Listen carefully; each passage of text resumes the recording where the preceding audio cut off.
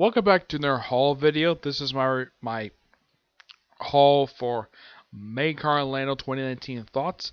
Before I get to what I got at the con and what brought me to sign, I had a little trouble getting there.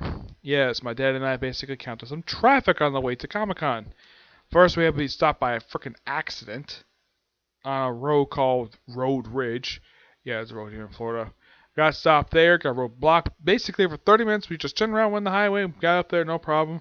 Not much really big problem, though we had to basically deal with the traffic on I-4. Got there, I ran go around the building, and finally got inside. Okay, let's start first off. I got signed. First of which here I have the film My Hero Academia 2 Hero signed by Christopher Sabat. I even got a quote from him, "I am here." Yep, I got that signed. That's from him. Next up, I got this signed by Todd Heppercorn.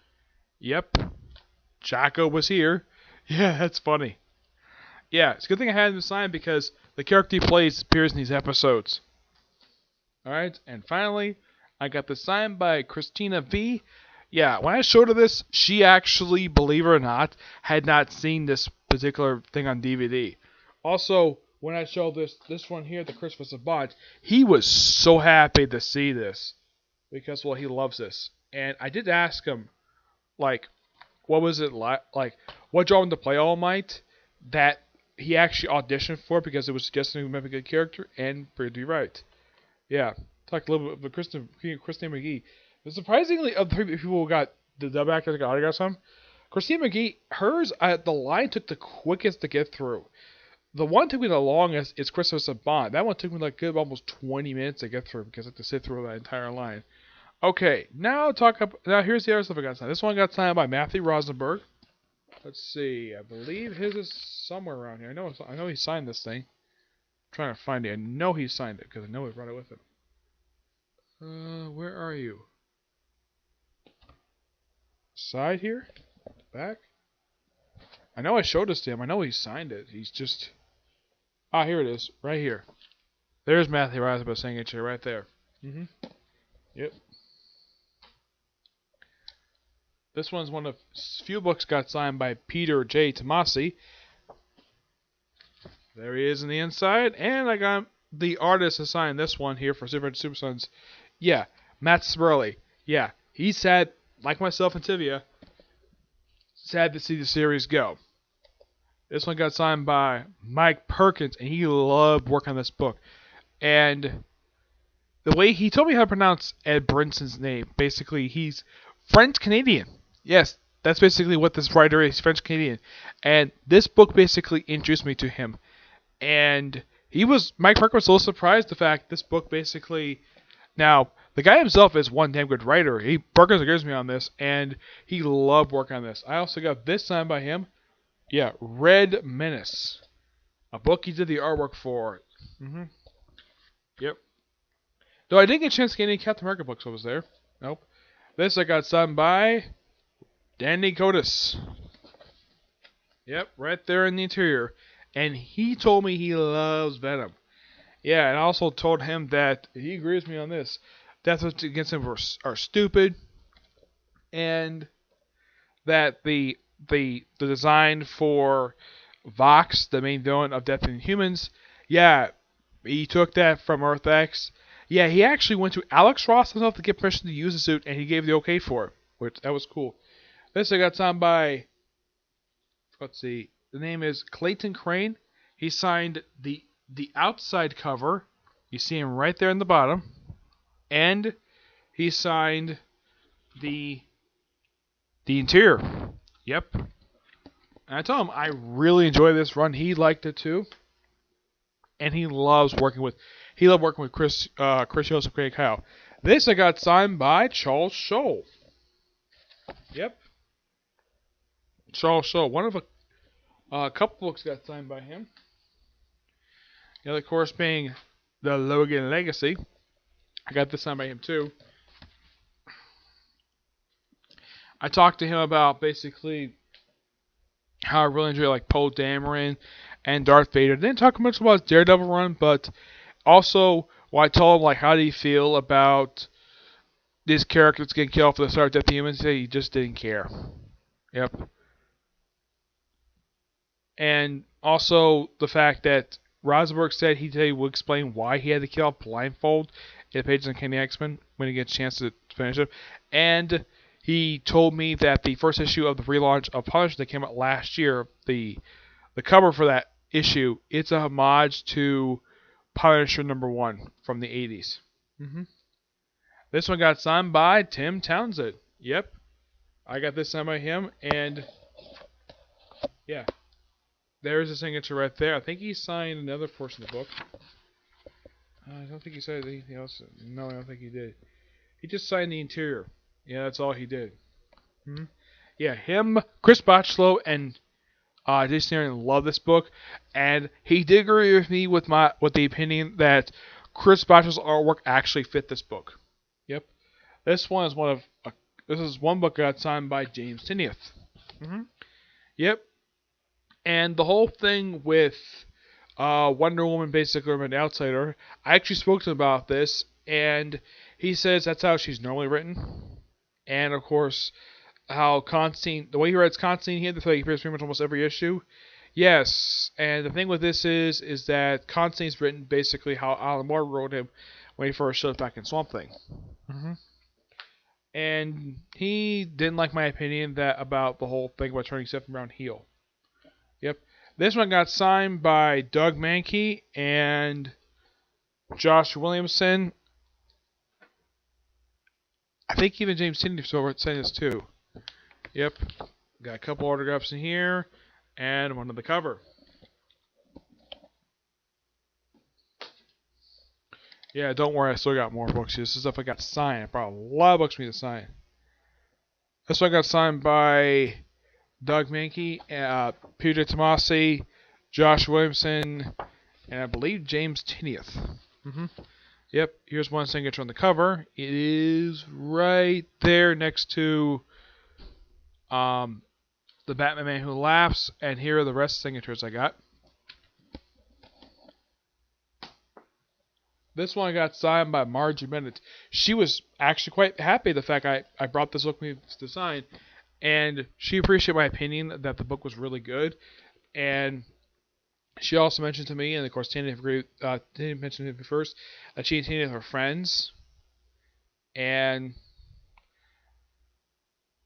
the fact that she was sad herself to see the series go, but the series could come back because, well, the live-action TV show. This is another book I got signed by Tomasi. Yeah, and yeah, here he is. And I was told now Gleason was supposed to be there at this particular con, but he canceled because he has more commitments. That's basically the reason for it. Oh, crap. Just stay in one spot, please.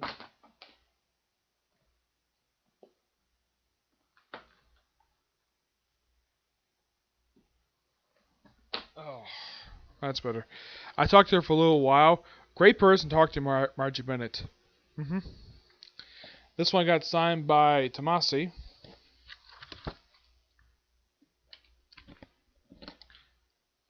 This one also got signed by Josh Williams. One of like 3 books I got signed for him. Yep. This one, he signed the interior. Yeah, here's his signature he wrote inside of here. Yeah, I talked a little about Howard Porter, and he says that he only comes on for big epic storylines, and he actually did receive some positive buzz about the 2-part featuring The Shade. Yeah, you got a good amount of positive buzz. This I got this one signed by Neil Adams, right there on the cover. Yep. And yes, there's no series coming out for this one. Batman and Ra's al Ghul. Yeah, and the book. Yeah, he does do yelling in the book. This one got signed just by James Tynion. Yep. Because he did co-write the book, so why the heck not? Yep. And this one I got signed by Tynion and Williamson. Yep. I believe I got both of them to sign this, if I'm not mistaken. Yeah. I believe so. Where are you? I think I just got Tynion to sign it. I did not get a chance. Actually, yeah, both Williamson and Tynion got a chance to sign this. Yeah.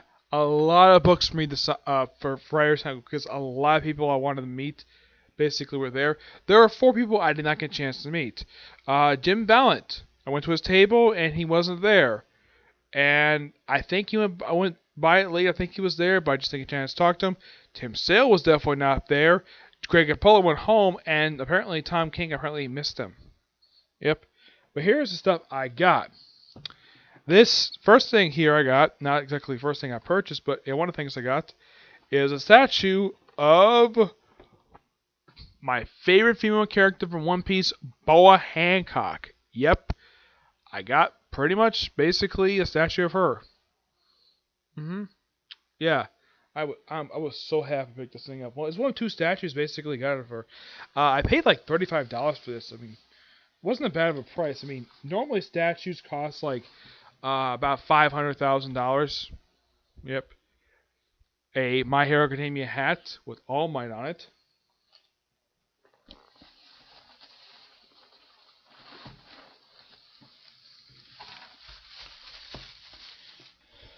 The first volume of Dragon Ball Super, and now I have pretty much like all the volumes released for Super. Here's some trades I purchased. Dark Avengers by Brian Michael Bendis, the final trade of this run. Yep. The final trade of that run.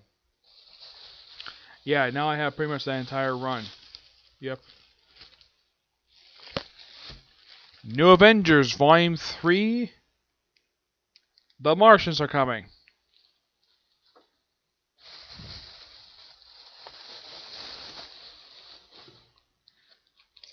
Volume 2, All New Inhumans, Original Sin.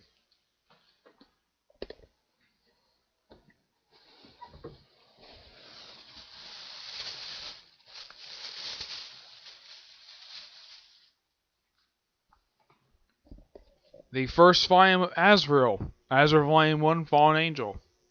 Yep. This collects the start of the Azrael comic book from the 90s.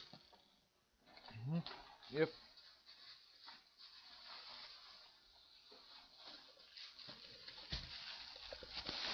Yeah, there was also more books I did want to get signed, but just ran out of time. And the fact, I think my limit I basically gave people like, Tinian had signed like 3 books, Williamson I had signed about 3, Marjorie was 1, Tomasi was actually the most with 4, Doug Mankey I got 2 signed by him. Yeah, I got the 2 Dark Knights metal trades, I got those 2 signed by him. The Dark Knights Metal Rising and the Resistance one. This is basically a t-shirt I picked up. Yep, the only t-shirt I picked up was at the con. Very similar booth I got from when I got the other with All Might and Deku.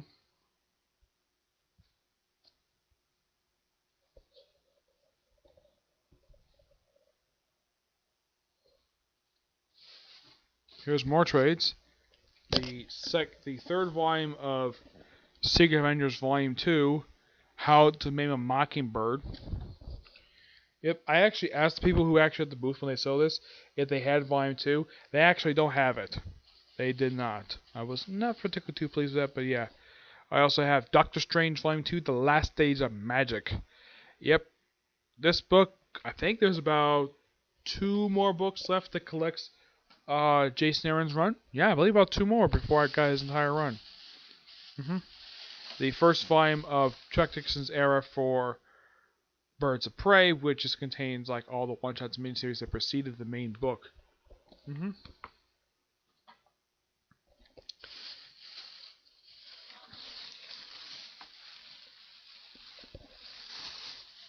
The first 2 volumes of All New Wolverine, Volume 1 and Volume 2. Yep. I think overall, there's about half a dozen trades left. I think that's it. Yep, that's it. Yeah. Didn't buy very much there, but I did. Most of I bought simply were autographs. Oh, there is one other thing. I got a few pictures while I was at Comic-Con. Yes. I got a picture of Heppicorning. I'm going to post on Facebook and Twitter, hopefully.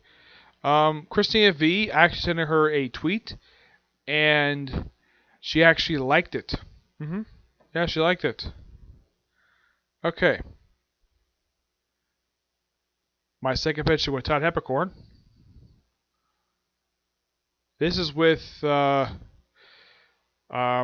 second actress who was the Yellow Ranger. Let me look her up on here. Because she was in Zeo and Turbo. And I did have a disagreement basically of why that Cap Jason Franklin, because he asked to leave. Yeah, it was kind of like, does she know about basically, well, Jason Franklin leaving? And I did talk to a little bit about um, that infamous scene from the Turbo film where the character Rocky had to do a roundhouse kick and go over all the top rope and land back first. Yeah, that was actually frequently rehearsed. And I did mention to her that about the Nostalgia Critic basically poke fun at that by him doing that and landing in the stands. Yep. The actor's name is, if I can find it here, her name is Nikita Barasa. Yep. I mentioned to her about working with Zordon and of course the freaking command centers and power chamber. Mentioned about that. I mentioned about Zordon. I got a chance to work with him. Yeah, she was an awesome person to meet, and apparently her husband's name is also Nick. Yeah, this is with the second Yellow Ranger, the one she replaced in the show. Yeah, this is Kirsta. I think her name was Karen Ashley. Yes, it's right there in the background. Yep. Karen Ashley, the second Yellow Ranger. I did ask her about the suits. I did mention her that, and of course I mentioned to the other actress. What's her name here? I forgot her name. The one who was the third Yellow Ranger. Nikita Barras. Yeah, I did mention that both these two. I do own the VHS copies of both Turbo and Nightmare Prime movie. They were so happy with that. I talked to Karen Ashley a lot about the Nightmare Prime movie. Like I talked to her about Ivan Ooze. I talked to her about the suits. And were they really heavy? She said, yes, they were 25 pounds. And I did mention to her about the picture of the visors disappearing. Yeah, that was actually a screen test. Yeah. I did ask her if she got a chance to meet the original actors who played the Yellow Ranger. She said yes. She met her once at a party. And of course, she was sad to see her, but the fact she passed away. Also, these two were awesome to meet. And I don't remember which one told me this, but they mentioned that the reason why they're able to come to these particular cons, like when I just found these two completely random, like I just happened to just walk by this booth. I'm thinking though, that's a Power Rangers helmet. Must be Power Ranger here. And yep, I was right. And I did ask, I keep forgetting her name here. I asked Nikita, like, which suit did she like better? Did she like Zeo or Turbo? She actually liked the Zeo suit a lot better. She loved that suit. And she actually had a replica of the Turbo helmet. Yeah. Karen Ashley had a replica of the Mighty Morphin Power Rangers helmet. Yep. And we did talk a little about the Legendary Battle thing. And here's the thing. If you see it basically like in like the picture, I'm actually holding a replica of the, if I can basically zoom here. Yeah, in my hand, this is actually at her booth. Yeah, it's a replica of the Mighty Morphin Power Rangers Dino Coin. Yes, the Morpher. Basically, she even showed me how to properly hold this thing. Yeah, it was kind of difficult, but it was the first time I had ever held one of these Morphers. I don't think this is the actual Morpher they use in the show. I think this is a replica. Because I heard something, I didn't talk to her about this, that there was a rumor I had heard from Linkara that apparently the Morphers kept getting stolen on set. They had to buy replacements a lot for the Morphers because they were so cheap to make. Yeah, apparently you have to hold it basically your left hand at the bottom, like left hand bottom like this, and the right hand on top, and that's how you're supposed to hold this Morpher.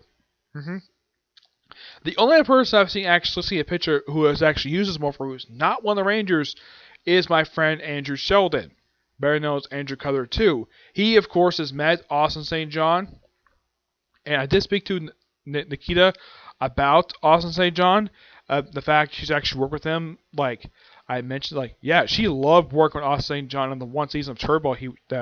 When he was on Turbo. Yes, I did talk a little about O-Ranger, and she apparently is loving Beyond the Grid. She's loving that storyline because her character's in it.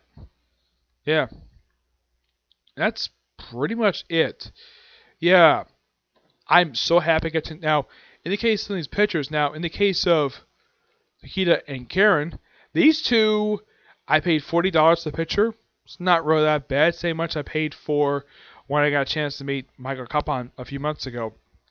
And I saw a picture of that, and they were so happy they recognized him right away probably because they work with him. I had a chance to talk to Nikita about the whole Legend of Battle thing, and I did talk to Karen about Legend of Battle, and she did agree it was a bit last minute. They only got 2-week notice about going to New Zealand, even though they got to be there for like 1 day of shooting. And so a lot of stuff I had heard about that. Oh yeah, and that infamous scene of when they show all the previous Rangers. A lot of those people were actually stuntmen, not the actual actors themselves, with the exception of Jason F. Frank and a couple others. The reason why? Because there's 1 day of shooting for this one scene. That's the only reason why these people were here. I did kind of basically disagree with her about this, like saying that the original 5 were in the suits in story, but it was all stuntmen. Yep, that's basically what it was. And I did tell Nikita about O-Ranger and how the fact that in their footage that the Yellow Ranger was definitely a woman. She was actually quite pleased with that. I don't know if she actually watched O-Ranger or not. I did talk to her about Carranger, how it saved Sentai, and O-Ranger nearly killed it. Probably because of super serious stuff.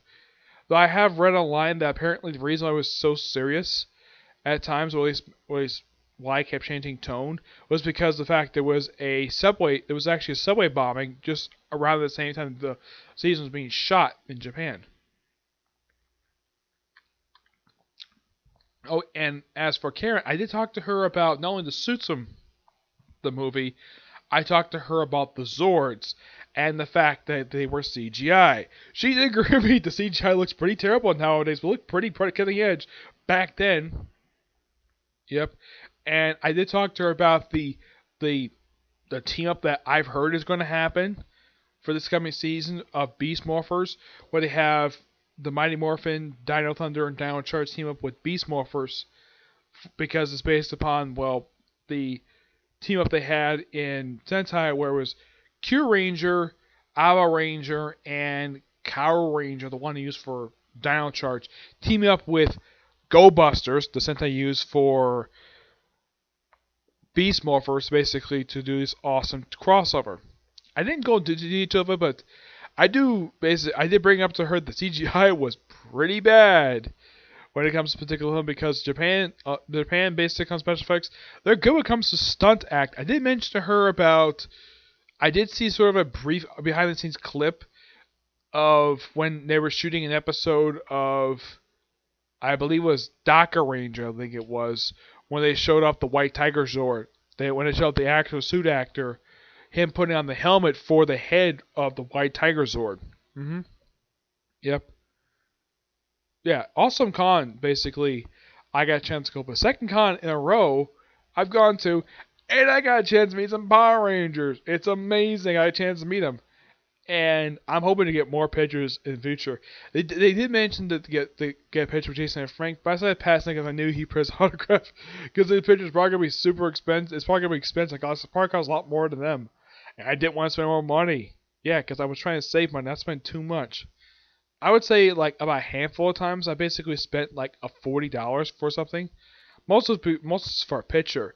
But it's well worth to get a picture with 2 Power Rangers. Yep, it is well worth it. I didn't have anything to sign, but yeah, they did appreciate me stopping by their booth, talking to them, taking a picture. They really appreciated it. And Todd Eppercorn, as far as I can tell, I think he kind of remembered me from when I last saw him at MegaCon Tampa last year. He did kind of remember me, but not really. But he was such a nice person to talk to. Christina V. Awesome. I didn't talk to her about Sailor Moon. I didn't get a chance to talk to her. I talked a little bit about Keel because I figured she was kind of busy. Though for some reason, unlike when Todd Heppercorn and Chris Saban signed stuff they were sitting on, she was standing up. I don't know why.